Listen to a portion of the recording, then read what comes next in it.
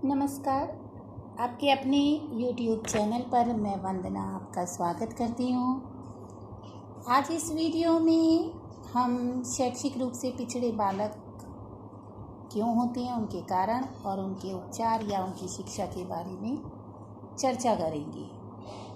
पिछले वीडियो में हम लोगों ने पिछड़े बालक का अर्थ और उनकी पहचान के बारे में और विशेषताओं के बारे में चर्चा कर ली थी। तो इन सब बातों को जानने के बाद हमें पिछड़े बालकों क्यों हो जाते हैं, उनके पिछड़ेपन के क्या कारण हैं, उनके ऊपर चर्चा करते हैं। बिंदुवार उनकी चर्चा करेंगे। तो पिछड़ेपन के, किसी भी छात्र के पिछड़ेपन के जो कारण हैं, उनमें पहला है शारीरिक एवं मानसिक स्वास्थ्य, फिजिकल एंड मेंटल हेल्थ। जो पिछड़े बालक हैं वो मानसिक और शारीरिक रूप से अस्वस्थ होते हैं और लगातार क्या होते हैं, अस्वस्थ रहने के कारण उनका जो है बहुत सारे विकार हो जाते हैं। तुतलाना, हकलाना, कम बोलना, ये बहुत सारी समस्याएं उनमें आ जाती हैं, जिसके कारण उनमें हीन भावना आ जाती है और वे जो है पिछड़े हो जाते हैं। और दूसरा कारण है पारिवारिक कारण, जैसे माता पिता ज़्यादा प्यार करें या ना करें, दोनों ही स्थितियां जो हैं वो बच्चों के समुचित विकास के लिए जो होती हैं वो घातक होती हैं।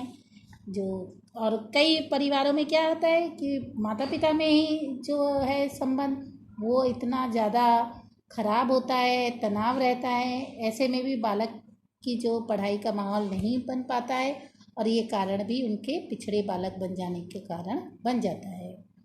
अगला है परिवार का आकार। अभी भी क्या है, हमारे समाज में दो तरीके के परिवार देखने को मिलते हैं, एक तो एकल और एक संयुक्त। तो संयुक्त परिवारों में जब संख्या अधिक हो जाती है सदस्यों की, तो बच्चों को पर्याप्त वातावरण नहीं मिलता। वो जो है लड़ाई झगड़े देखते रहते हैं और उसमें शामिल रहते हैं। ऐसे बालक चिंताग्रस्त हो जाते हैं, असुरक्षित महसूस करते हैं। और एकल परिवार में भी समस्या होती है कि उनको कुछ ज़रूरत से ज़्यादा एकांत मिल जाता है, तो फिर वो उस एकांत का में असुरक्षित महसूस करते हैं, जिस कारण वे शैक्षिक रूप से पिछड़े बालक बन जाते हैं। अगला है माता पिता की अशिक्षा। यदि जो पेरेंटल इलिटरेसी है वो जो माता पिता की अशिक्षा भी जो इस बात का कारण बन जाती है बच्चों के पिछड़ेपन का। क्योंकि एक मनोवैज्ञानिक हैं कुपुस्वामी, उन्होंने भी कहा है कि माता पिता जो अशिक्षित होते हैं उनके कारण बालकों में जो है शैक्षिक पिछड़ेपन की प्रवृत्ति पाई जाती है। क्योंकि जो अशिक्षित माता पिता है वो पढ़ाई को जो है, शिक्षा को निरर्थक मानते हैं और वो बच्चों की पढ़ाई में जो गाइडेंस देनी चाहिए वो नहीं दे पाते हैं। अगला है निम्न बौद्धिक स्तर। जो बालक शैक्षिक रूप से मंदित होते हैं वो पिछड़े बालक की श्रेणी में आते हैं और इनकी शैक्षिक उपलब्धि 85 से कम होती है। कि कुछ भी ये एक उनका इंटेलेक्चुअल जो उनका लेवल है वो कम होने के कारण भी वो शैक्षिक रूप से जो है पिछड़े बालक कहलाते हैं। निर्धनता। जो आर्थिक रूप से कमज़ोर परिवार है वो बच्चों को सही प्रकार से भरण पोषण नहीं कर पाते। पौष्टिक भोजन के अभाव में उनका जो है शारीरिक और मानसिक विकास बाधित हो जाता है, जिससे उनकी जो शैक्षिक प्रगति है वो रुक जाती है। और बहुत ज़्यादा जब निर्धन होते हैं तो वो अपने छोटे छोटे बच्चों को भी किस में लगा देते हैं, जीविकोपार्जन में लगाते हैं, जिसके कारण उनकी जो है शिक्षा प्रभावित होती है। अगला है स्कूल का वातावरण।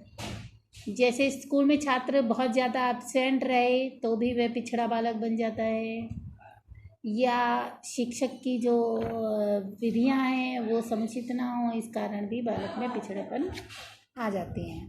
तो ये कुछ कारण थे शैक्षिक पिछड़ेपन के, जिसके कारण बालक जो है पिछड़ा बालक बन जाता है। इसको दूर करने के कुछ उपाय हैं, कुछ उपचार हैं, उनकी शिक्षा का किस प्रकार से प्रबंधन किया जाए।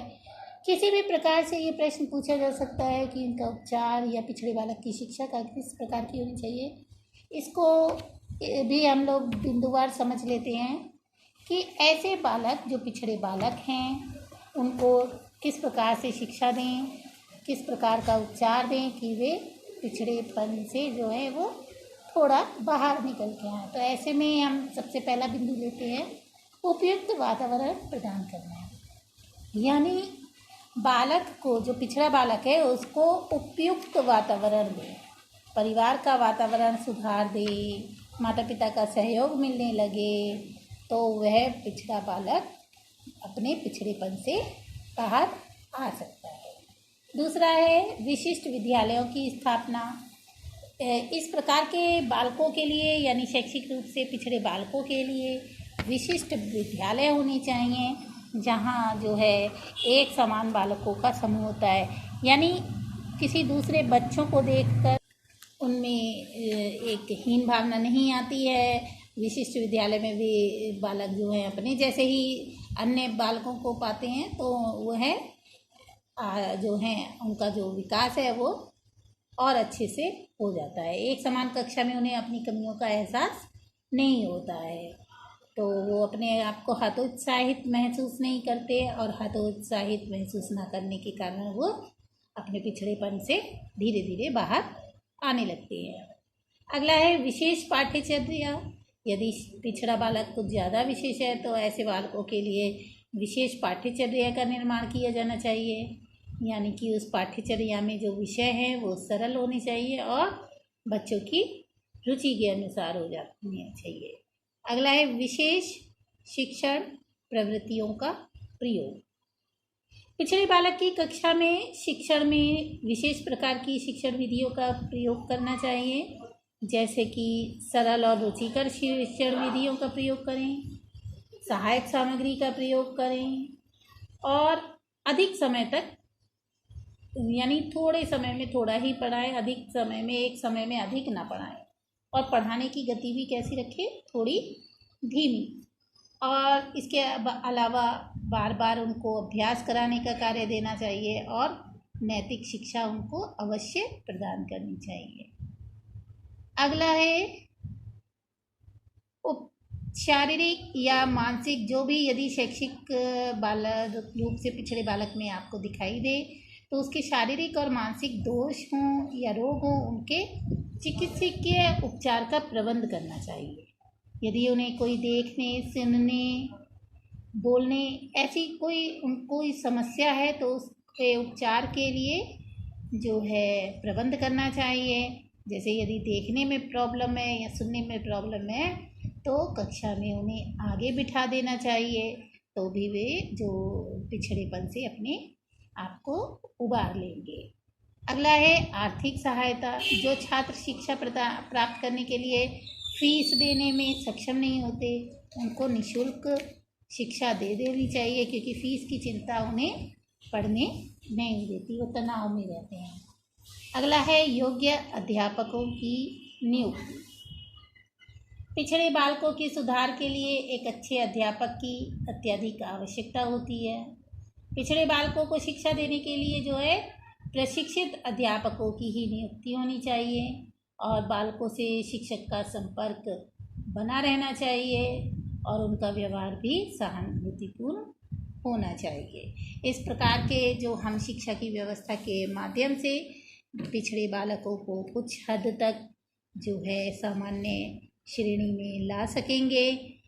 इसके अलावा भी और अन्य कार्य हैं, जिसके कार्य जो इस्तेमाल से, जिनके प्रयोग से हम शैक्षिक रूप से पिछड़े बालकों को जो है उनके पिछड़ेपन की रोकथाम कर सकते हैं।